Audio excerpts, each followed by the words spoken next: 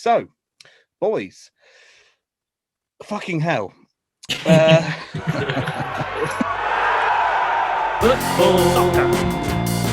At the end of the day, football. It's a funny old game.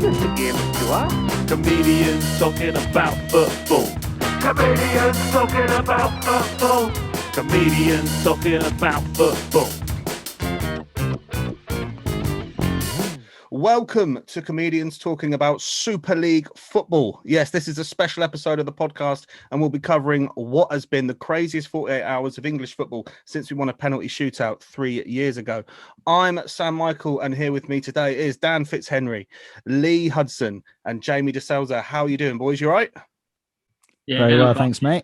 Yeah, all good. Good stuff. So here's everything we know so far as we record this podcast on Wednesday, the 21st of April 2021. So on Sunday night at around 11 p.m, 6 Premier League clubs, Arsenal, Chelsea, Liverpool, Man City, Man United and Tottenham, all confirmed they would be taking part in a European Super League. What followed was a Monday of calm as ex-footballers, football fans and the sporting press took a calm and collective view of the whole thing. And what followed was mass protesting outside the ground, an angry Gary Neville rant, and the crushing realization from fans that their team may never compete for a Premier League title ever again. Or as that's also known, a normal Saturday being a Man United fan. As I said, good, the mate. Super League came and went in 48 hours, meaning in its short history, Jose Mourinho was the only Super League manager ever sacked. Arsenal finished top of the table on merit, and along with the FA Cup, League Cup and European Cup, the Super League is the fourth competition Liverpool have exited this season. Klopp out. So, on Monday night, following an overwhelming negative response to the news of the Super League, on Tuesday evening, around the same time, it was announced 11 p.m, all Premier League clubs had formally withdrawn from the European Super League. So, boys, fucking hell. Where do you even start with this? We might as well be polite and talk to the reigning champions of the supporter of the reigning champions of the Super League, which is Arsenal, who on merit finished top of the table. Congratulations, Jamie. It's great to see Arsenal back to winning ways. Let's just get first reactions from you all, starting with Jamie. When the news came out Sunday night, what were your thoughts? Well, I think we're just drawn to Fulham, so I was like disappointed about that. And then, then there was like the thing about the Super League came out, and it was like that Fulham match was completely, because we scored a last minute equaliser, and Eddie Nketiah, our striker, was like cup in the air, to an empty stadium at home against Fulham. And we were like, the kind of discourse was that was an outrage. And then literally an hour later, it was just a 20-year-old going like that. Why are we getting so worked up about it? It's fine. But yeah, it's awful, isn't it? It's not a surprise, but it was awful, I think. Dan, Man United fan, your thoughts straight away. I mean, you've had a lot of issues. We spoke about it when you were my guest on Comedians Talking About Football, talking about the Glaziers and their actions owning Manchester United. This must have been, well, I was going to say the final straw, but I mean, I don't know how many final straws you can have as an owner. What were your first thoughts when you heard this? Just disgusted, to be honest, mate. Excuse me. I was like most Man United fans, like most football fans, I think. It was just an absolute kick in the teeth. It was pretty clear straight away that it was all about money. Obviously, there was no consultation with the fans. There was no respect of the history, and it honestly made me want to give up supporting Man United. And I know I'm not alone. I know that there were lots of supporters of these big six on social media who were kind of saying, oh yeah, well that's it. I saw videos of people literally cutting their season tickets in half. And I don't blame him. I think that if we had gone into it, I know we'll discuss obviously the fact that we didn't, but if we had, I would have never wanted, and I don't really want to give any more money to the Glazers anyway. And I certainly don't imagine I'll be buying any more shirts or going to Old Trafford even, and until things are resolved, if indeed they can be. But yeah, just absolutely outraged, mate. I really was. Yeah, I mean, there was a lot of reaction like that, like you were saying about supporting the team. A lot of people are thinking, well, if they're not going to be a Premier League team, they're not taking my money, they're not taking my support anymore. You know, I saw even people who've been on this podcast before. David Alfie Ward was contacting Leyton Orient asking if they're taking members at the moment. You had Mark Olver, a Liverpool fan, wearing an Everton fan hat. Now, I've made sure I've screenshotted every single person who wore a rival shirt to use it in the future when they claim to be a proper fan. Nice. Speaking of proper fans, the only person here, Lee Hudson, you're a Saints fan, and of course, I mean, people listening to this in the future will be shocked to hear that Southampton weren't even considered for the Super League. But as someone who was a supporter of a team outside the top six, what were your initial thoughts? I mean, bear in mind you just come off an FA Cup semi-final, losing to Leicester. Hate to bring that up again, but they were then going into a final against a team who was going to turn their back on the FA Cup the following season, hypothetically. So you must have been angry to hear that, because the FA Cup, out of all the four remaining teams, I mean, I know it means a lot to Leicester, but I really think it meant so much to Southampton fans, a club with a lot of history. And there was Man City and Chelsea in the other cup final who were literally saying, we don't even want to bother with this cup anymore. Yeah, it's I think it's just the lack of like self-awareness from everyone involved was quite staggering, really, about how the level of disrespect it showed to every other club in the pyramid system would be sort of taken. And even like the fans of their own clubs, it's just the fact that it was also cloak and dagger and behind closed doors and not even discussed with anyone outside of their own little group was, I think, the thing that really rankled with everyone, to blindside their own players and coaches and stuff as well. Was all pretty disgusting, really, to then just throw it out there and into the open, and just everyone has to sort of deal with the fallout of it was just really bad, I thought. But I mean, I don't know who the hell was advising these people, who was doing their PR or whatever, because you could focus group that for 5 minutes and realise that it's a terrible, terrible idea that's going to kick off on a huge scale, because there was no consideration to anyone outside of their own clubs. I know they spun the line about giving money back to the football pyramid and whatnot, but I think that was just paying it lip service, to be honest. It was purely motivated by sort of the self-interest. I wouldn't say the self-interest of the clubs, because obviously the players, the fans, the managers have shown that's not the case. It's the self-interest of the execs. And when their interests are the only thing that matters, which it's been close to that anyway in football, but when it becomes really obvious that that's it, people aren't going to take that line down, are they? No, I mean, one thing I think the whole incident did was, I feel it made all football fans look a bit stupid, like in the sense that it was all non-football fans who were, we were all guilty over the last few days, especially as comedians, making hot takes and comments about the situation. But I think the best takes really were from non-football fans who were like, why are you surprised at this? Like, how have you not seen this coming? I think maybe we did. I mean, Jamie, Arsene Wenger, I remember, was talking about this around 2010. Some of his quotes came out again. But do you think that, like, although we maybe saw this being considered down the line, do you think it was the fact that it literally just went boom and happened within one night that shocked fans? Yeah. I think it's like they had a fully, it sounded like they had, like, the way they pronounced, the way they announced it was like, this is going to happen.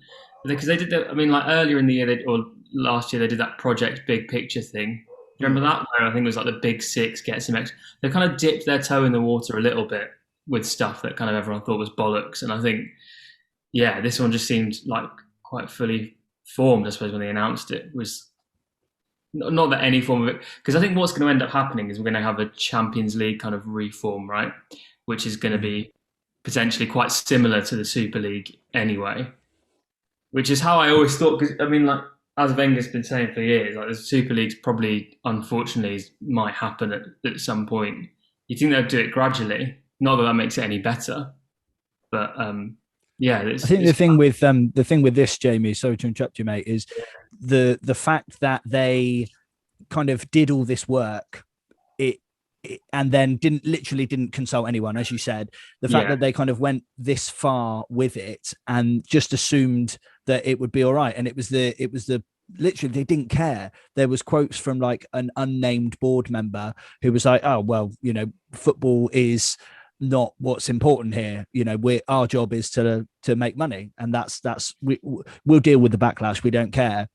And as football fans who pay money to watch it, it just fills us all with rage. And I know that from a non-football fan point of view, you're probably like, I know my family, for example, I've explained that the last couple of days when I thought that this was going to happen, I've genuinely felt really sad, like angry, irrational, really upset about the whole thing.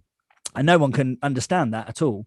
But the fact that they have now kind of backtracked it just shows you that they couldn't care less. And I don't know if you saw the Liverpool owner's apology today. He actually, fair play, seemed quite genuine. The Glazers have written a statement and it was just like, couldn't care less. Oh, we're sorry that you got upset because we did this thing and we didn't realize it would upset you. Sorry. No, fuck off, mate. Yeah. Well, Arsenal were the only ones who actually tweeted an apology when they announced it. It was the bluntness of some of the clubs just being like, "Oh yeah, we don't fancy this anymore." Levy was like, you just said, we regret the upset that was caused. It's like, it's the worst. If someone gives you that kind of apology, it's like, I'm sorry that you felt that way. Do you know what I mean? It's not actually an apology. But I mean, not that ham-fisted from start to finish, wasn't it? The whole thing. Yeah, not to say that Arsenal's apology meant anything. When they said sorry, it just means they. Sorry, I did 30 minutes of shit and I only had a 10 spot. I do apologise. Yeah. Fuck off. I tried to describe it to my wife because my wife was a bit confused of how it was all, what does this mean? It doesn't matter. If they leave, like, it's not even going to affect your team aren't even in the Premier League. I was like, well, the best way I could describe it to her was imagine EastEnders, but they took away the Queen Vic, Danny Dyer, Cat Slater, the main 6 characters, and moved them to Hollyoaks. And then EastEnders had to carry on as EastEnders, but they weren't allowed to go on television anymore at 7:30. They had to go on at 3 a.m. I was like, that is the kind of nearest comparison I could get to make her understand. And it absolutely shocked her. And she was straight down Old Trafford after that. But there is a thing of that what I think the scary thing is, like you were saying, Dan, is that these meetings had obviously been going on for a while. And another thing as well is that I feel like there was obviously a big American influence on this, with American sport, it basically becoming a lot like an American sport type of league. And I thought the most interesting quote yesterday that came from a board member who was American. This was on Sky Sports. I don't know how accurate it was, but this guy seems basically spoke to some directors, and one of them said, well, we just don't understand why you have relegation in football. Which is really quite scary. I mean, don't get me wrong. I mean, someone who's suffered relegation, it's a horrible, horrible thing. But imagine just being allowed to lose game after game after game. I know this has happened in certain American sports. They've become teams that are famous for going on losing streaks. They never lose any money. They never lose any. They nothing happens to them. And I think that was scary. That was considered for English football. That's you're bang on, because that's what's really ironic about this whole thing is the fact that they've created this Super League. And part of the reason that Man United versus Real Madrid, or part of the reason that Barcelona versus Liverpool, whatever, is such an event is because it doesn't happen very often. If it happens ignoring where the money's coming from, if it happens every week, then naturally it's going to get boring. The novelty will soon wear off, and therefore how do they get the revenue in to actually make the whole thing happen? It's ridiculous. Good point. There's also like, what happens to fixtures, like would you just never see like Bayern Munich versus Man United again because the German clubs didn't want in? Does it create a weird Champions League via UEFA that has some clubs in it and then this other thing that's separate? Because if you're a Juventus fan, you want to see Juve versus Bayern Munich. You don't want to see Juve versus Spurs. Yeah, well, it's the same in the Premier League. You were thinking if this gone ahead, you would no longer have a Manchester derby, you wouldn't have the North London derby, and the biggest game you might get is Aston Villa Newcastle, which is because you sort of were thinking it was all. I think we all went into slight panic mode yesterday, and we're thinking what's going to happen. So if we just maybe in a couple of years' time, we'll look back and go, well, that was never going to happen. That was never going to happen. But do you think it was worrying that these owners could even muck about like this in the first place? Even if they all sat there and went, right, we know this isn't going to happen, but this is going to fuck things up. It's going to make the news. It's going to, it's going to get people noticing us, and it's going to shake UEFA up. Is it bad that those guys could even have made a threat if it was a threat? Yeah, I think they Oh, sorry, Ganjo. I was going to say, I think it's undeniably bad. Even if they're just using this as a make weight to like for future negotiations with UEFA and stuff, I think it's still like unacceptable, pretty much. You know, there's no excusing it, and it does make you think. Even though they've backtracked now, I'm sure like everyone, like Daniel, you saying in the top two sports, a big six team. You're thinking about who am I going to support? Can I even support another team? Is that even possible? But it's got me thinking that I do need to probably support more like non-league. You know, I'm definitely going to put more of an effort into going to like the local non-league club and stuff like that, which is not something I did very often beforehand. I'll be honest. I'd agree with that. Yeah. Well, that was my next question. Is you guys who support these teams, has it left a horrible taste in your mouth? Like, especially in the sense of like, I'm thinking like, how must Tottenham fans feel at the moment, in the sense that they've got a League Cup coming up? They nearly had their team walk out on the league. They've sacked Mourinho 6 days before, a cup final. It must just be, and we don't know the full story at the moment, but it does seem to be that Mourinho might have had an issue with Levy, and there might have been some confrontation, because it seems very strange to me that you would sack any manager 6 days before a cup final that he's got you to. So, in that sense, yeah, what do you think the feeling going to be from these top six? And obviously, you guys support top six teams, as we've said, United and Arsenal, respectively. How has it left you feeling now for the remainder of the season? I feel dampened by the rest of the season, because I got a season ticket. I don't know if that's, I'm questioning. I mean, I should have been questioning myself before the Super League, because obviously Kroenke is not a great guy, But like, do I really want to be giving them all that money when it's so hard? It's like, should I be supported? The thing is, you can't just change who you support. That's the thing. Yeah. Everyone who supported Man City, they know all the terrible stuff that their owners are doing, and same with any owner, pretty much, of a big side. But you can't just turn it off like a tap, can you? You can't turn it off. You I don't know about you guys, but I'm 35 years old. I've supported Man United literally as long as I can remember, so 30 years plus, and I've been through some incredible times. I'm more privileged than most football fans in terms of the success that my club's had. 100% recognise that. But I genuinely, over the last few days, have kind of contemplated if that relationship's coming to an end, and it's like a lifelong relationship, So it is. I don't think I could support another club, but certainly if I was in a position to, let's say I had a Saturday afternoon free, I would much rather go and put 50 quid into a non-league club or whatever, however much it would cost for me and a mate to go. I think that would actually have like a tangible difference on that club. Whereas I could buy a shirt for Man United and it doesn't even register, it just doesn't matter. Whereas the money actually it costs to do that is so huge. It's a horrible one. On the subject of Spurs, sorry, I've seen quite a lot of brilliant stuff about, no offense, but why Spurs and Arsenal are there, and Arsenal at least have got semi-recent history.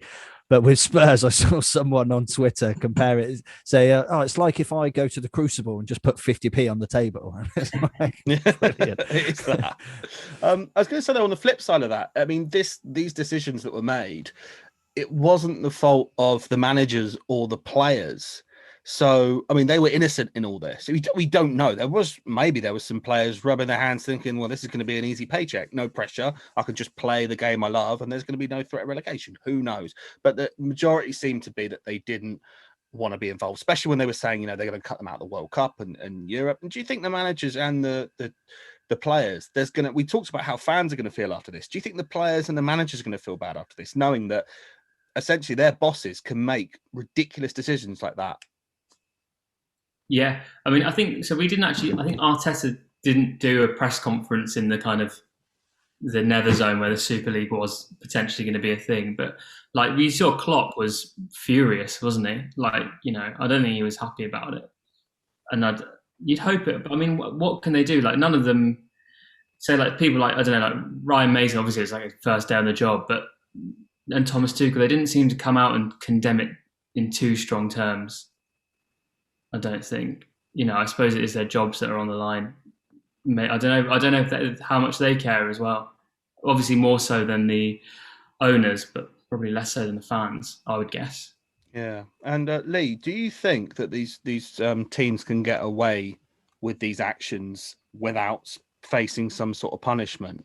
I mean, I don't know about you, but if I was at work and I told my boss I'm setting up a rival company and I'm taking the top 6 workers with me, and I said, that's definitely happening, that's happening, like it or lump it, I'm going to stay here for another 3 months, sure, and I'll take my bonus at the end of the season.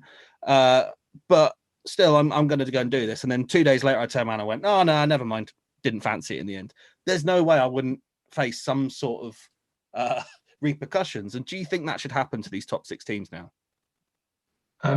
Possibly, yeah. I mean, I don't know in what form that would take, but I mean, I saw an interview with Steve Parish at Crystal Palace earlier, and he was fuming. And I think there's a real level of mutual trust that might have existed between, execs and chairman of all the Premier League clubs that is now gone.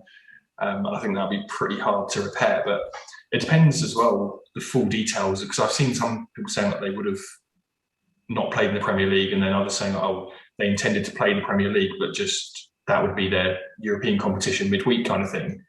In which case, what does that do to European qualification within the league? Like, it's all such a mess. And I think just the disregard of the boards of those 6 clubs for all of the others means that there probably will be some sort of repercussions. Because I think apparently if a vote for something in the Premier League gets put to the chairman, the 20 clubs, it needs 14 votes to pass. Right.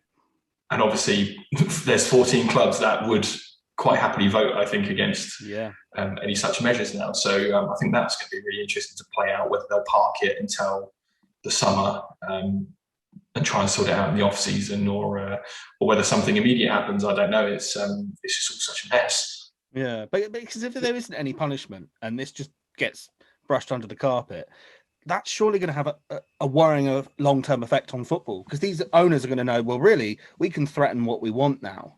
So with that in mind, I mean, if anything does change, it might change in their favour. The only change we might have now is that the Champions League has a new format, and essentially they performed some sort of coup and they've got their way. And with that in mind, how do you think this is? I'll start with you, Dan. How do you think it's going to affect football now going forward? Are there going to be any permanent changes, whether it be in UEFA, whether it be in the Premier League? What do you think is going to change? I certainly hope that there's permanent changes. Yeah, I mean, on the subject of punishment, I'm a United fan and I have big hopes of us actually winning something next year and, potentially Europa League this year. But I 100% think that all those clubs should be docked points. And it pains me because, we'll obviously lessen our position. But in terms of what might happen with the game, the fact that so many people, the government included, whatever your political views, whether they're kind of trying to get working class votes, that's for a different podcast, I'm sure. But, the fact that they were so quick to jump in and say, look, this cannot happen, we will literally change the laws to try and prevent this from going on. I think that hopefully that will have a lasting difference on the ownership model. Obviously Germany is quite famous for having a 50+1% fan owned. And that just wouldn't happen. Bayern and Borussia Dortmund, it was probably floated to them. Their fans maybe even knew about it before it was widely announced, but you can guarantee that they wouldn't have let it happen. So I hope that something happens in that respect, but I think that probably one of the most tangible differences may actually be what we were discussing earlier, people being less willing to put money into these big clubs and hit them where it hurts, and hopefully put money in at the lower end of the pyramid and try and do things like AFC Wimbledon and Bury AFC and FC United and Manchester. These people who years ago, when the Glazers were joined United, they were like, this isn't good news. We're breaking away. And maybe it'll have a more positive effect on that, ironically. Jamie, any changes you think is going to happen? Let's take the Champions League, for example. That continue the way it's been going? Well, I think that's I don't know when they're announcing the changes, but I think one thing I would worry about, are fans going to change? Because as an example, Newcastle have obviously hated their owner for a very long time. And I don't know the exact numbers. I know a lot of fans are unhappy about it. A lot of them have stopped going to games and stuff, but has it had a material effect on them? Because if not, then you wouldn't expect it to have a material effect on Arsenal and United and Chelsea and stuff as well. Do you know what I mean? So I'm not 100% convinced it will make a difference, but maybe I'm just being a pessimist. But I think in terms of the Champions League, I think they are going to announce some changes, and I think if they hopefully, everyone got pretty motivated and was pretty against having set spots for big teams in inverted commas. So hopefully, if they announce a similar thing they'll think twice about announcing that for the Champions League now. I hope. How about you, Lee? What do you think? Any change? What about attitudes to owners going forward? Is there going to be something that follows the German model going forward? Has this been a harsh lesson for fans, or is it just the fact they've got away with it again and nothing's going to change? I think something definitely will change. I think it proves the power of the fans coming together and uniting behind a cause, and I think it might be a real eye opener to a lot of chairmen and boards, because when you saw the Chelsea fans at Stamford Bridge last night, the Leeds fans at Ellen Road the night before, and the fact that there were other fans from other clubs going there as well. It's very rare to see football fans of Premier League clubs all come together for something, rather than all the sort of tribal rivalries that normally go on. So I think it definitely shows people that, if you collectively organise and voice something, that you can actually have an impact now. And I think, that could create a real difference going forward, hopefully. There is some sort of fan consultation or fan representation on boards. I don't know if it'll go quite as far as the German model, because I think we're already too far down the sort of full free market capitalist route. As you can see, the first repercussion is that Saints have gone 1-0 up against Tottenham. Has a Super League won a match since the announcement? Because Liverpool drew, Chelsea. No. Maybe that's going to be the big change. Maybe there's going to be a curse on all Super League teams can never win ever again. I'll take it. Well, I want to finish on this last question, because one thing we like to do, and I'm sure we all did it after the last few days, is imagine what would have happened had this gone ahead. So let's imagine for one moment that the Super League is happening. The season ends, City are champions, whatever, and then next season they're gone. The top 6 are gone. So what would the league look like? I'll come back to you, Lee, to start with this one. So with the league, what would it look like with everyone gone? Would we maybe form some sort of coalition with the Scottish League? Would we bring in Celtic and Rangers? Who would the big teams be? Would we lose all the money? Would Germany become the biggest team in Europe, followed by maybe Portugal and France, and then finally whatever was left of the Premier League? What do you think would happen? I'd love to see Celtic and Rangers come in if that was the case. I think it would have provided the perfect opportunity to do that if those clubs did leave, and then bump up an extra couple from the Championship or something, because there's obviously some big clubs in that division most of that division have been in the Premier League at some point, so I don't think it would have harmed it. It's just whether or not the TV companies would have put the same money in that they were putting in before. But who knows? It would have been a real seismic change, but it would have been up to them to adapt. And I think one of the best things they could have done is bring the big Scottish clubs in finally. But, because you're right there. It would have made a big change where your big sort of Monday Night Football might be at one point Man United and Liverpool, and then the following season it might be Reading and Barnsley. There's a big gap there. Dan, what do you think might have happened had this all happened? That's just talk fantasy league. What would happen? It's ironic you should mention fantasy league, because I love fantasy football, and the prospect of doing it next year would have been altogether different, having to scout teams that I don't know an awful lot about. But I think as we kind of touched upon earlier, I think the fans would probably have kind of revolted in a sense. I do think that there'd be a lot of people who probably would have been like, okay, well, this is evolution, we'll just I'll just watch them there. But for me personally, as I say, I think that it dilutes it. I think the year is only as long as it is, and all this talk of all these additional fixtures, it just dilutes it. And I don't know if you I'm sure we all remember when lockdown finished, the crazy end to last season, there were fixtures all the time, and that was great. But actually, after a little while, it does kind of like I said earlier, the novelty value of it kind of almost wears off. But so I think that some of the big teams would have lost supporters. I hope that would have really hit them, the owners in the pockets, but probably not. But yeah, for me personally, I would have gone to probably supporting Newcastle, which is my brother's team, and it would have been absolutely shite. So What's I'm it going to really take for you, pleased that- Dan, to support a team locally? Yeah.